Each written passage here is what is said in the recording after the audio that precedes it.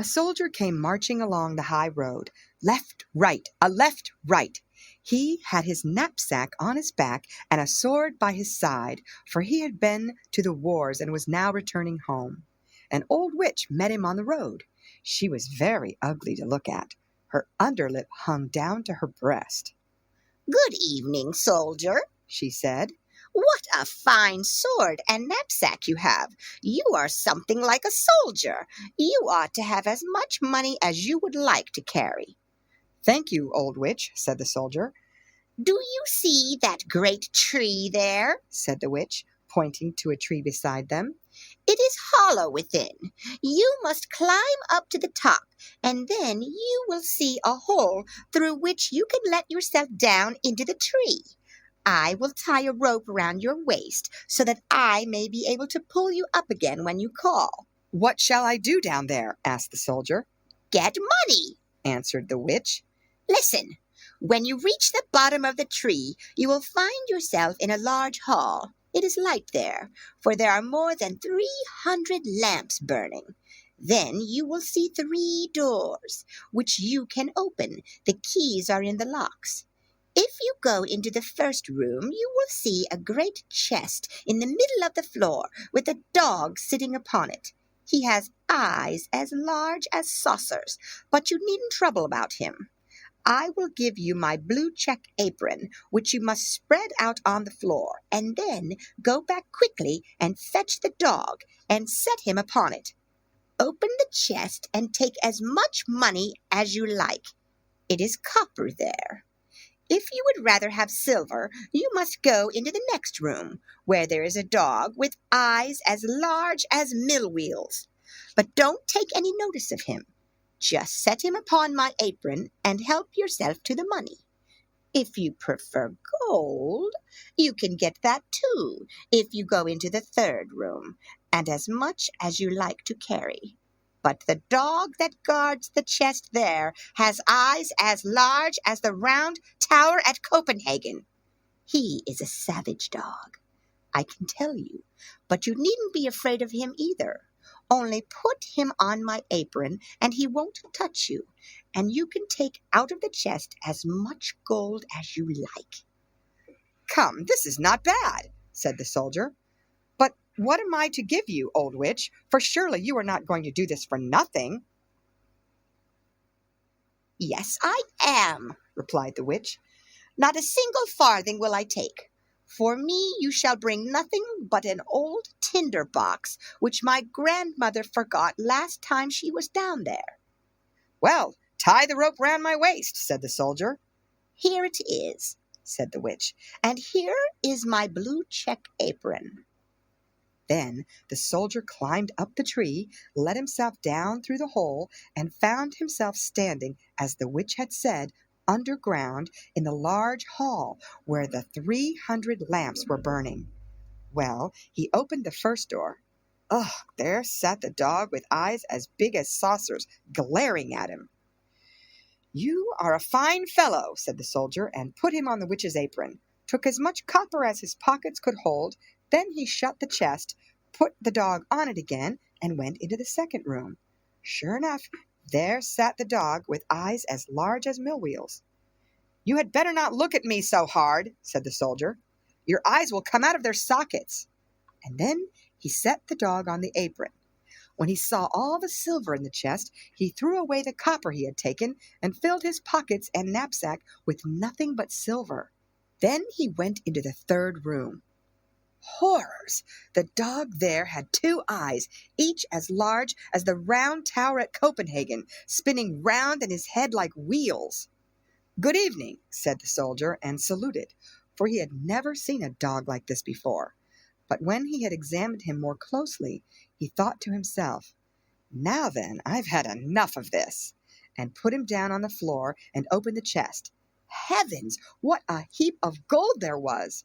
With all that, he could buy up the whole town, and all the sugar pigs, all the tin soldiers, whips, and rocking horses in the whole world. Now he threw away all the silver with which he had filled his pockets and knapsack, and filled them with gold instead. Yes, all his pockets, his knapsack, cap, and boots even, so that he could hardly walk. Now he was rich indeed. He put the dog back upon the chest, shut the door, and then called up through the tree, "Now pull me up again, old witch." "Have you got the tinder box also?" asked the witch. "Botheration," said the soldier. "I had clean forgotten it." And then he went back and fetched it. She pulled him up, and there he stood again on the high road, with pockets, knapsack, cap, and boots filled with gold. "What do you want to do with the tinder box?" asked the soldier. "That doesn't matter to you," replied the witch. "You have got your money. Give me my tinder box." "We'll see," said the soldier. "Tell me at once what you want to do with it, or I will draw my sword and cut off your head." "No!" screamed the witch. The soldier immediately cut off her head. That was the end of her. But he tied up all his gold in her apron, slung it like a bundle over his shoulder, put the tinder box in his pocket, and set out towards the town. It was a splendid town. He turned into the finest inn, ordered the best chamber and his favorite dinner, for now that he had so much money, he was really rich. It certainly occurred to the servant who had to clean his boots that they were astonishingly old boots for such a rich lord, but that was because he had not yet bought new ones. Next day he appeared in respectable boots and fine clothes. Now, instead of a common soldier, he had become a noble lord, and the people told him about all the grand doings of the town, and the king, and what a beautiful princess his daughter was. "How can one get to see her?" asked the soldier. "She is never to be seen at all," they told him. "She lives in a great copper castle, surrounded by many walls and towers. No one except the king may go in or out, for it is prophesied that she will marry a common soldier, and the king cannot submit to that." "I should very much like to see her," thought the soldier, but he could not get permission. Now he lived very gaily, went to the theater, drove in the king's garden, and gave the poor a great deal of money, which was very nice of him. He had experienced in former times how hard it is not to have a farthing in the world. Now he was rich, wore fine clothes, and made many friends, who all said that he was an excellent man, a real nobleman. And the soldier liked that. But as he was always spending money and never made any more, at last the day came when he had nothing left but 2 shillings, and he had to leave the beautiful rooms in which he had been living and go into a little attic under the roof and clean his own boots and mend them with a darning needle. None of his friends came to visit him there, for there were too many stairs to climb. It was a dark evening, and he could not even buy a light. But all at once it flashed across him that there was a little end of tinder in the tinder box, which he had taken from the hollow tree into which the witch had helped him down. He found the box with the tinder in it, but just as he was kindling a light and had struck a spark out of the tinder box, the door burst open, and the dog, with eyes as large as saucers, which he had seen down in the tree, stood before him and said, "What does my lord command?" "What's the meaning of this?" exclaimed the soldier. "This is a pretty kind of tinder box if I can get whatever I want like this."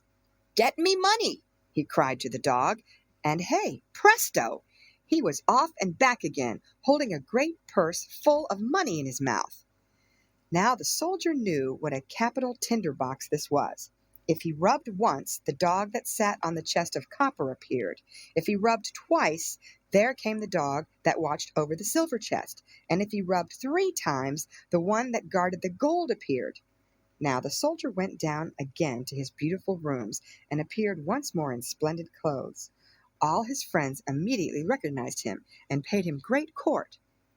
One day he thought to himself, "It is very strange that no one can get to see the princess. They all say she is very pretty, but what's the use of that if she has to sit forever in a great copper castle with all the towers? Can I not manage to see her somehow? Where is my tinder box?" And so he struck a spark, and presto! There came the dog with eyes as large as saucers. "It is the middle of the night, I know," said the soldier, "but I should very much like to see the princess for a moment." The dog was already outside the door, and before the soldier could look round, in he came with the princess. She was lying asleep on the dog's back, and was so beautiful that anyone could see she was a real princess. The soldier really could not refrain from kissing her, he was such a thorough soldier. Then the dog ran back with the princess, but when it was morning, and the king and queen were drinking tea, the princess said that the night before she had had such a strange dream about a dog and a soldier. She had ridden on the dog's back, and the soldier had kissed her.